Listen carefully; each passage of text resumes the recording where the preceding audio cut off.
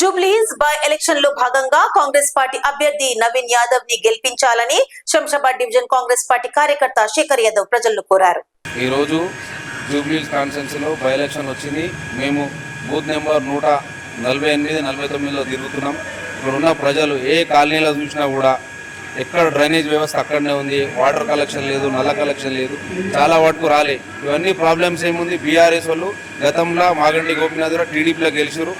టీడీపీలో అప్పుడు గవర్నమెంట్ లేకపోయినా ఆయన వచ్చిండు ఇక్కడికి, మళ్ళీ 2 సార్లు కారు గుర్తు మీద గెలిచిండు.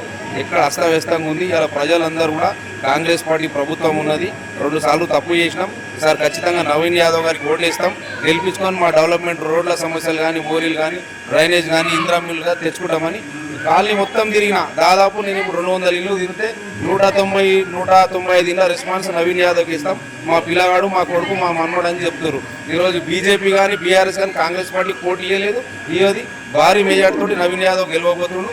జూబ్లీస్ ఉన్న చదువుకున్న ప్రజలు, అమ్మలు కానీ, అక్కలు, చెల్లెమ్మలు, ఎడ్యుకేషన్ పర్సన్స్ ప్రతి ఒక్కరు కూడా ఈరోజు ప్రభుత్వం కాంగ్రెస్ ఉన్నది, రేవంత్ రెడ్డి గారి నాయకత్వంలో ఖచ్చితంగా ప్రభుత్వం నుంచి గెలిచిన తర్వాత ఫండ్స్ తెచ్చే నాయకుడు నవీన్ యాదవ్. అందుకోసం ఖచ్చితంగా మేము నవీన్ యాదవ్ని గెలిపించుకుంటామని చెప్పి ప్రజలందరూ కూడా బ్రహ్మరథం పడుతున్నారు ఇక్కడ ప్రజలు.